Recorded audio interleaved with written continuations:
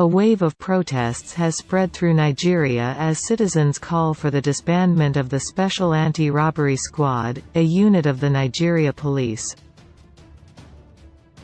This followed footage that went viral of the squad beating a man to death. Protesters took to the streets, and started a social media campaign using the hashtag #ENDSARS. On Sunday, October 11, 2020, the Inspector General of Police, Mohammed Adamu, announced the unit would be dissolved, though protests continued as there was little clarity on what the next steps would be. Nigeria has had several special tactical police squads. Like the Special Anti-Robbery Squad, they too have been accused of gross human rights violations. These included the Mobile Police Force, derogatorily referred to as «kill and go» in the era of military rule in Nigeria. Following the advent of civilian rule in the country, particularly post-1999, no unit of the Nigerian police has come under criticism as severe as that leveled against the Special Anti-Robbery Squad.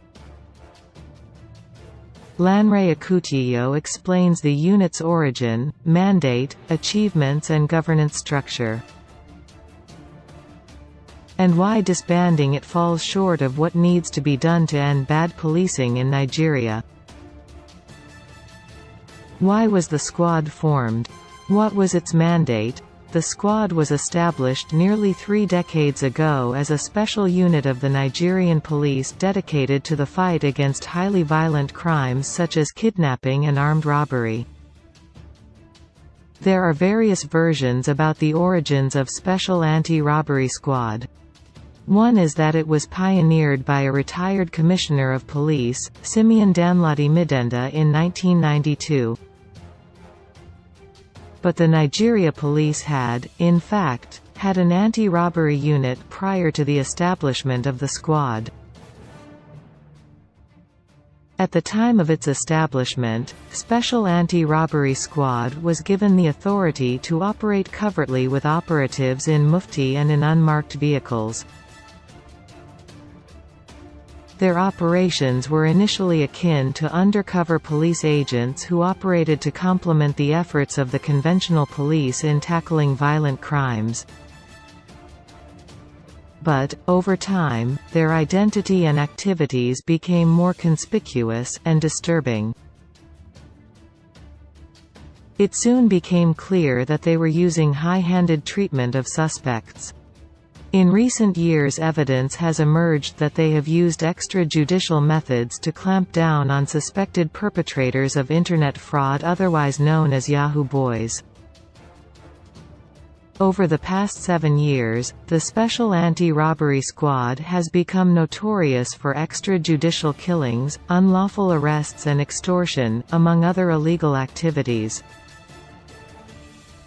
These have led to several bans and sanctions from the police authorities, and on Sunday, the Inspector General of Police announced the unit's dissolution. Has it been credited with any achievements? Yes. Firstly, their crime-fighting led to some abatement in criminal activities. Also, the squad initially had a better reputation than the conventional police, which was associated with bribery and corruption. In addition, the introduction of Special Anti-Robbery Squad brought some legitimacy to the police as citizens had more trust in their ability to stem the tide of crime. Finally, operatives from the squad were involved in several successful joint missions involving personnel from other police tactical units.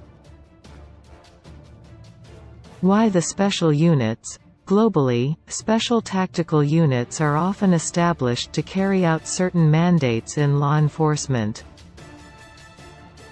These can involve highly violent crimes such as terrorism, banditry, religious insurrections, armed robbery and kidnapping. In Nigeria, the establishment of special units within the police force followed rising incidents of violent crimes. the situation was considered to be beyond the capability of the conventional police. Tactical units have included the Intelligence Response Team, Special Tactical Squad, Counter-Terrorism Unit, Force Intelligence Unit, and the Special Anti-Robbery Squad. Members of the special units were often specially trained and given specific mandates. Given that police are underfunded in Nigeria, most policemen were often eager to serve in the tactical units. It is important to note that most of the breakthrough operations by the Nigeria Police Force have been facilitated by some of these tactical units. The Intelligence Response Unit is reputed to have apprehended some high-profile criminals.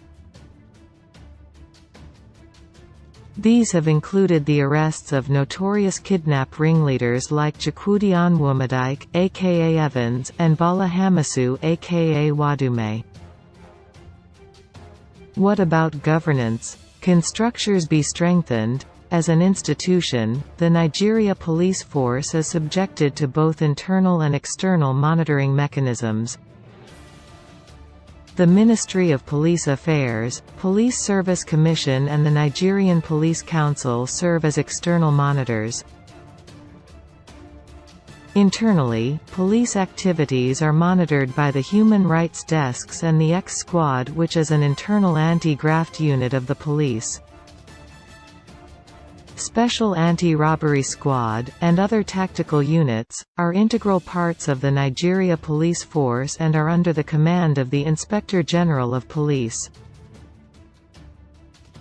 The same governance structures surrounding the Nigeria Police Force are therefore applicable to the squad.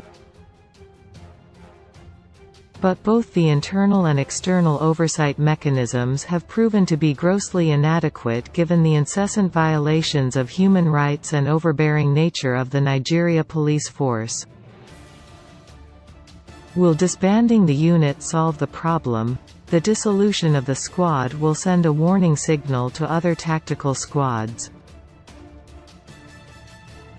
But the Special Anti-Robbery Squad is just a microcosm of the bigger problem, bad policing in Nigeria.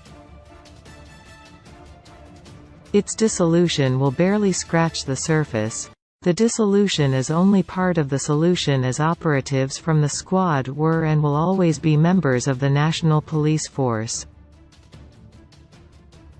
They will simply be redeployed to other units. If the proper identification and de-radicalization of erring operatives doesn't happen, then the exercise will only amount to recycling. Steps must be taken to immediately provide an alternative unit that is well recruited, trained, and retrained with the more professional policing skills.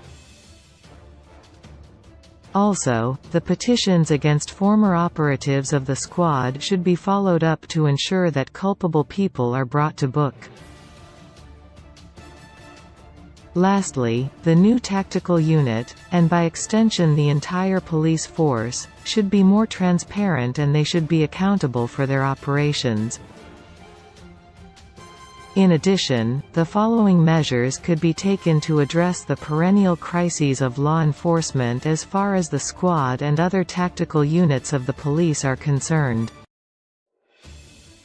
Promotion of human rights as the core responsibility of the tactical squads and the police. This will lead to improved work ethos of operatives of the tactical units. Promotion of accountability and transparency of these tactical units. Funding and training of personnel in line with the core values of policing professionalism. Inculcate the principles and philosophies of community policing. Implementation of the provisions of the Police Act 2020, especially innovations that emphasize the respect for human rights, including rules for documentation of arrests, detention, morbidity and death of suspects. These and other innovations were aimed at bridging the gaps in previous laws.